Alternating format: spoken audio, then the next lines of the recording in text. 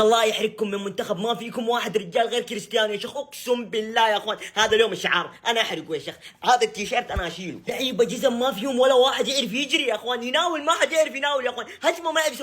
المباراه كلها دفاع، ما في الا كوستا اللي جلسوا. اقسم بالله منتخب جزم. لعب اليوم اسبانيا معفن، لكن اقل شيء حاولوا مره مرتين. البرتغال ما سوت هجم. الله ياخذكم كلكم. اذا المنتخب البرتغالي بعد كريستيانو رونالدو جاب بطوله انا احلق شنبي عكس. خلصت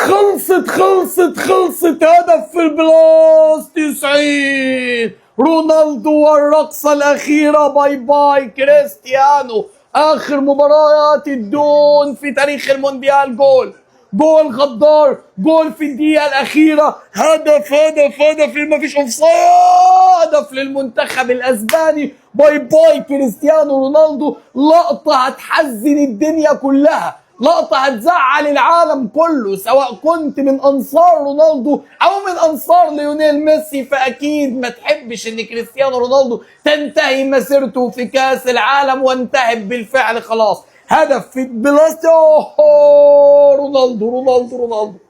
يا الله على الجول، يا الله على قسوة الكورة. مباراة مملة، مباراة سيئة، مباراة البرتغال سيئة واسبانيا سيئة، لكن البرتغال معاها اوراق احسن. وين البرتغال؟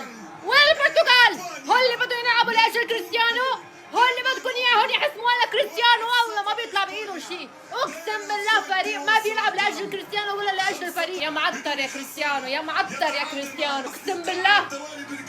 شو بدي احكي؟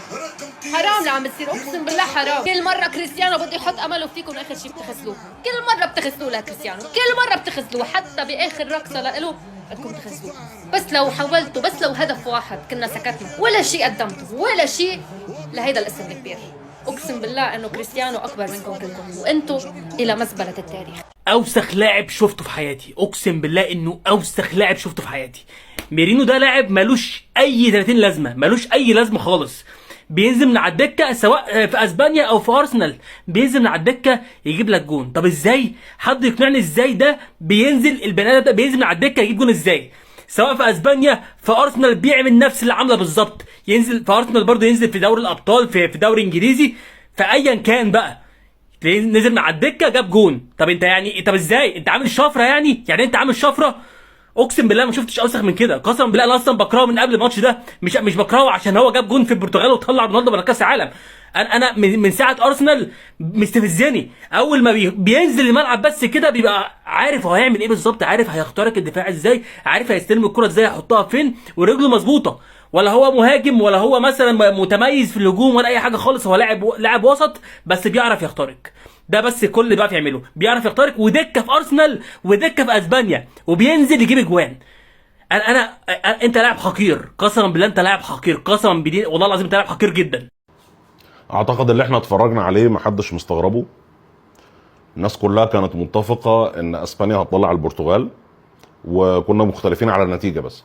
يعني كامل احترامي وتقديري وتقديري للناس اللي بتشجع وبتحب كريستيانو رونالدو.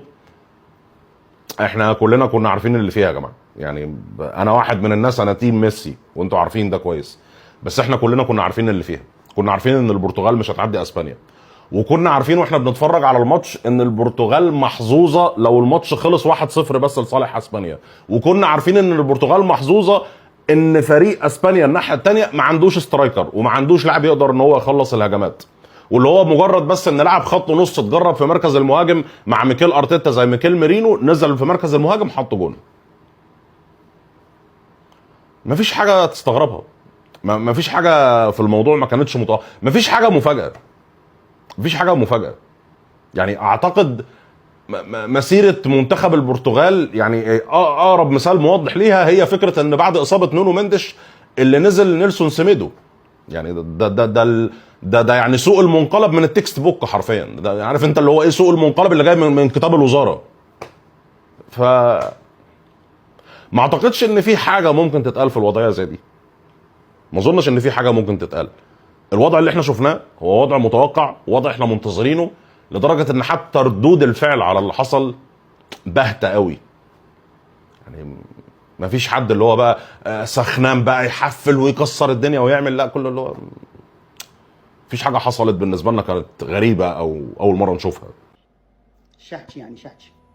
هذا هو البرتغال، أفضل نجوم العالم بيه، ما قدروا يشيلون كريستيانو لمباراة واحدة، كرة واحدة ما توصل لكريستيانو. وين أفضل وسط بالعالم؟ وين برونو؟ وين فيتينيا؟ زين، وين جواو نيفيز؟ شنو هالأسماء هاي أسماء مرعبة، يلزمهم مدرب مثل هذا مارتينيز خرب كرة القدم. كريستيانو 90 دقيقة ما وصلت إلى كرة واحدة بس، كرة واحدة، وصعبة شبه مستحيلة. البرتغال خارج المونديال رسميا، هو هذا حظك كريستيانو، مجموعتك صعبة، مسارك صار صعب بسبب صعوبة مجموعتك، مدربك خايس. تسوي أنت أكبر من كرة القدم، أنت متفضل على كأس العالم. إذا تأخذ كأس العالم، كأس العالم أصلا يكبر بيه حبيبي كريستيانو، جمهور كريستيانو لا تضوجون، رونالدو أكبر من كرة القدم. قسما بالله الا حشومه على الفيفا، علاش ما تعطيوش الكاس لرونالدو؟ عاطينو لميسي في 2022 وما تعطيوش لرونالدو في 2026. والله الا قسما بالله الا حشومه، ومحال كاع واش يلعب في 2030. ما عرفتش علاش الفيفا ضد رونالدو.